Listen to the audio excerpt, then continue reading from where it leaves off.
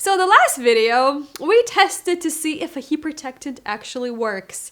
To our surprise, it doesn't. It actually burns a lot faster. Since we are skeptical and we are questioning that heat protectants actually protect our hair from heat tools, the only question we have left is, if we soak the hair in heat protectant, will that do anything? Will it prolong the process? Will it break off, or what happens? But to make it fair and to make it even more fun, we're gonna soak some other hair in just water and see what happens. Is water a better heat protectant than actual heat protectant? That would be awesome because I would save a lot of money and so would you.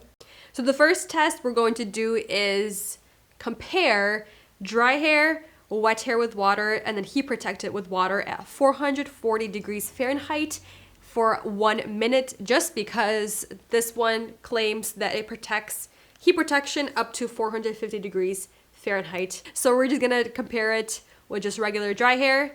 The second one we're gonna compare with just water soaking wet, and then soaking wet with heat protectant, all for 1 minute.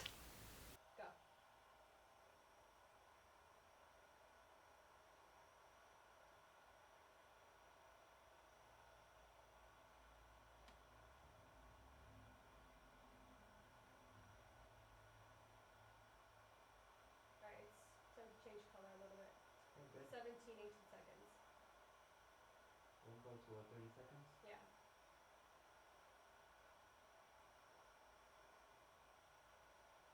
29, 30. Is it enough to change or no? No. You keep moving it up. Go to 1 minute. Go down a little bit, please. It's changing color. At 30 seconds, you change color. We'll see which one's darker. 45. You keep going up. I'm sorry, I'm annoying. 50. 52. 55. 56. 7. 8. 9. 1 minute. Stop. Stop.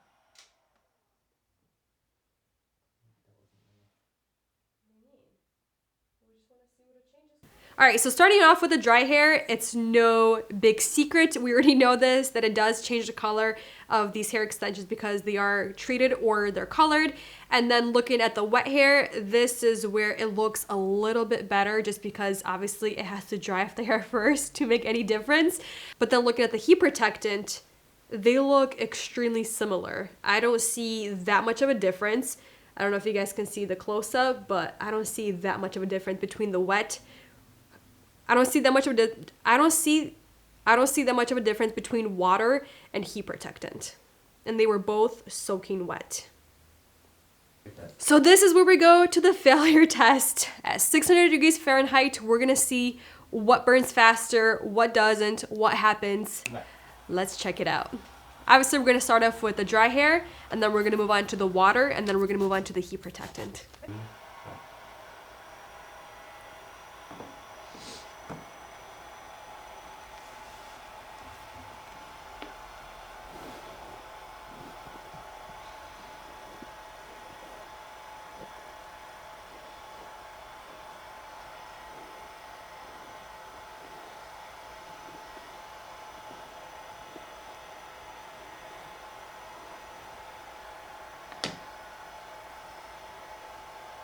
$30.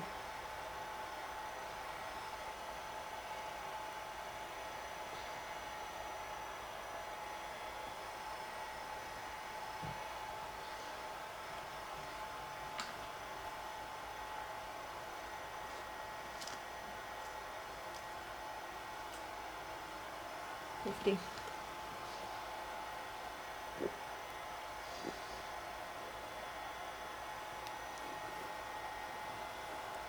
1 minute.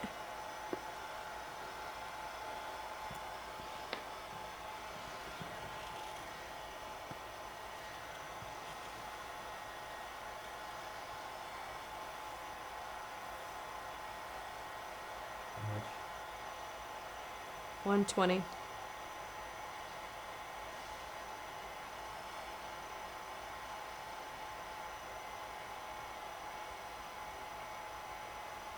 $130.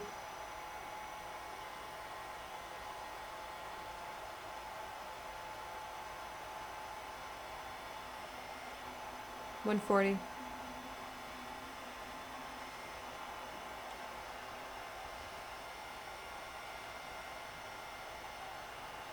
150.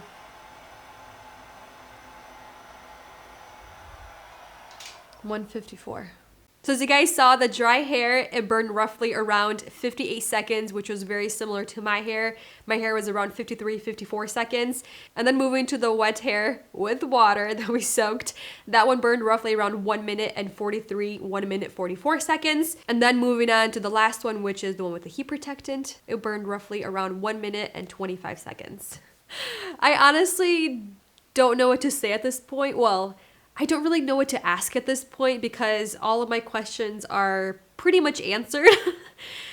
Does water work better than a heat protectant? Yes, it does, because it didn't burn as fast as a heat protectant. And then looking at a lower temperature at 440, it was very similar, even maybe the same as a heat protectant. It's very minuscule, the results. So honestly, I don't know what to say.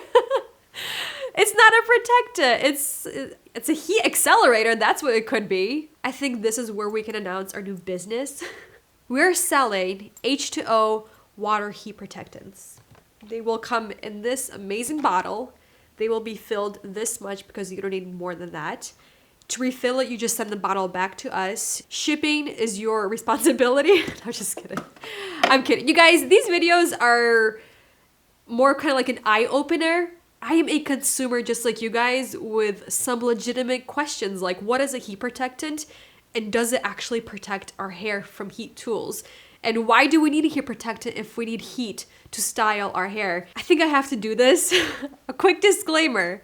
I am in no way, shape, or form recommending water as your heat protectant. This was simply for a test. Water versus heat protectant, they're both wet. So I figured I would put them to the test to make it more fun and entertaining.